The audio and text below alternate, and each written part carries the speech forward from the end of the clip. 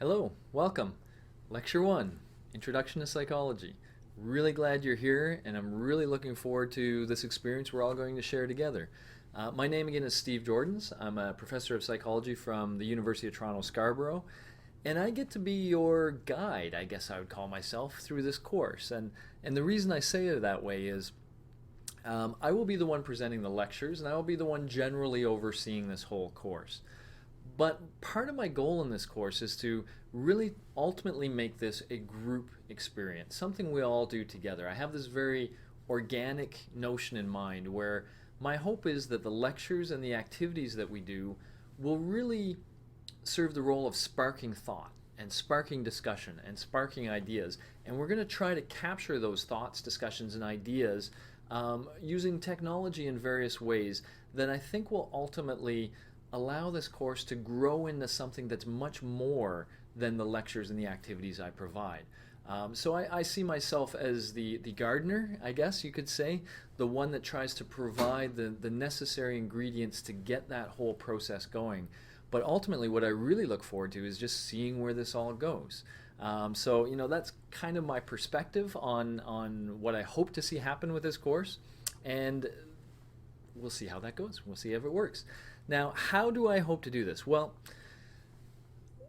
what we're going to do is cover psychology, and psychology is a very broad topic. But we're going to cover it across 8 weeks, and within each week there will be about 8 lectures. The lectures will be about 10 to 15 minutes long.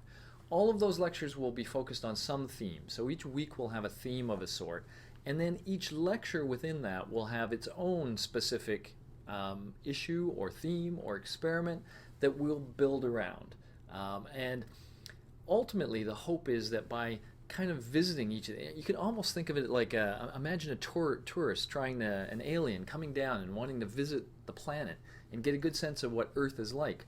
Well, you might take them from site to site, culture to culture, and give them a sense of what all these various things are. And hopefully, if you do that in a somewhat structured way, the alien would leave the planet with a good sense of how all those things fit together. That's what we're going to try to do in this course. Visit the different issues in psychology one by one, show you what they are, show you why they're fascinating and why they're worthy of thought and discussion. And ultimately, as we go through this course, we will build this big picture of the human mind and human behavior. All right, how are we going to do it? Well, the style I have in mind, and again, it's an organic course, so we'll see what actually happens, but the style I have in mind is that most of the lectures will begin much like this one's beginning. Me talking to you literally as though you're right there, and kind of setting the stage for whatever topic we're going to be talking about. Once I do that, and I'll try to do that pretty quickly, then we will jump right into that topic. Now, when we jump in, we will probably shift from this sort of view to this sort of view. Okay, this view that we're looking at right now is a good one for me to share with you. I can basically share my desktop. Anything we're doing, if we're doing web-based stuff, I can do whatever here with you. You can watch along as we do so. Or I can share PowerPoints, which will often be the case. A lot of these lectures will have PowerPoints associated with them, which I will make available, by the way, if you're interested. And to some extent, it'll involve us walking through these PowerPoints in a very natural way, as if you're basically in my office and we're going through this together. So let's do a little bit of that to give you the sense, and we'll stay on the issue of the course, but we'll do it using this mode. So what should you expect as a student in this course? Well, first of all, what should you expect from me? I am what's called a cognitive psychologist, and specifically I've done a lot of research on human memory, how human memory works, and the interplay between conscious and unconscious influences. We're going to talk about that quite a bit in some of the lectures, but just to give you a little bit of a feel for that, a lot of your behavior is not behavior that you've consciously thought about and ultimately decided, I want to do X. Quite a bit of what we do every day just reflects habit. And habit can be seen as an unconscious influence. So many psychologists believe that humans have this interplay constantly going on between these sort of automatic habitual responses to a situation versus much more conscious, thought out, reasoned responses. And that these two forces have to work things out to control behavior. So I find that a really fascinating issue, and I've done a lot of research on that. But perhaps most relevant to this course, over the last 5 or 10 years, I've become really interested in the educational experience in a bigger way. I've always loved to lecture. I mean, I really enjoy this sort of opportunity to share knowledge and to learn from you guys, because ultimately every time I lecture, I end up learning, it feels like as much as I teach. So I love that. I love that exchange of information. But I also think that I owe you more than that. That within the context of this course, you won't just be exposed to information, but you will also have the experience and the practice of generating ideas, maybe through critical thought, maybe through creative thought, expressing those ideas, perhaps verbally, perhaps even through little mini videos we share where we're actually given the opportunity to show who we are and what we believe.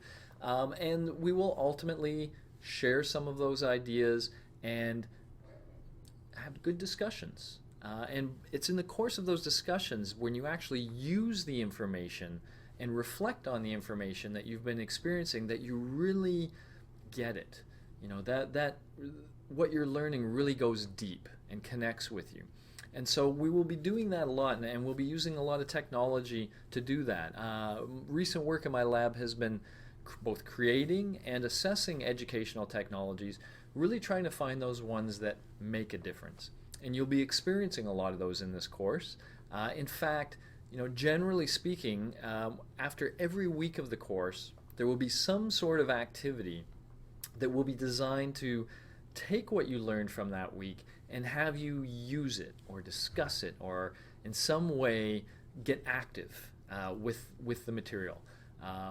And that will solidify that week. And so we're going to have a week of lectures, maybe with some, just sort of little multiple choice tests within. But then we're going to do something a little more interesting at the end of each week.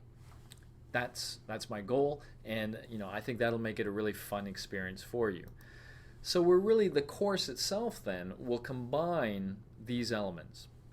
Lectures, which will be usually focused on an experiment or some issue that I think you will find really fascinating. So psychology is such a broad area. It ranges from the brain to how we perceive information from the outside world, how we learn, how we store that information, how we interact with others, how all of this changes over a lifetime, mental illness, and how we treat that. So there's all these issues in psychology. And because this course, to some extent, is a little compressed, we're going to visit all of psychology in roughly 16 hours. What that means is I get to cherry pick. Okay, I get to grab the things that I think are the most interesting, the most thought-provoking, and those are the things that every lecture will center on. The idea, again, will be to really kind of have you leave every lecture going, wow, what does that mean? What do I think that means? And that's how I'll create the lectures, with that in mind. Those lectures will be combined with these activities, and again, the activities will get you to take what you learned and use it in some way. All of that, I hope, is wrapped in a larger shell. For example, we will have a wiki for this course. As I say, there's not much time in the lecture, so I can often only touch on a lot of fascinating topics.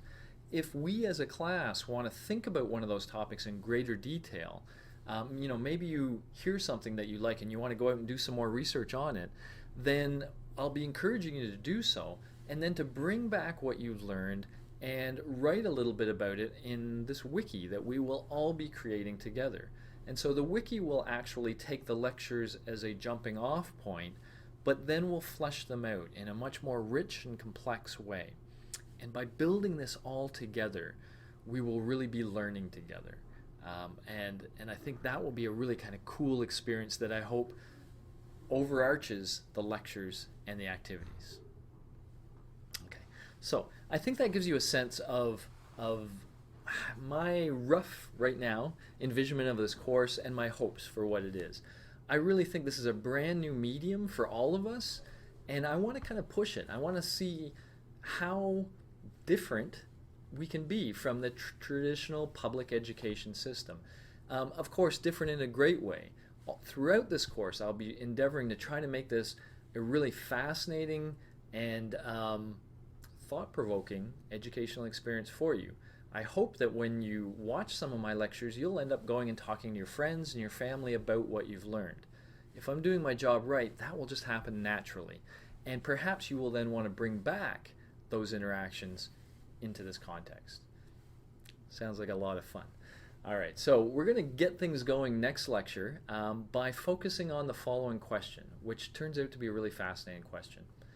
Humans figured out the scientific method long, long ago, and they in fact used it for hundreds of years to study biology, and chemistry, and physics, and astronomy. But it's really only been just over 100 years since we've turned that scientific method upon ourselves and started asking about ourselves and our behavior and what may underlie that. Why did it take so long? And what does that tell us about human psychology? If you find that an interesting question, I'll see you at lecture 2. Thanks. Bye-bye.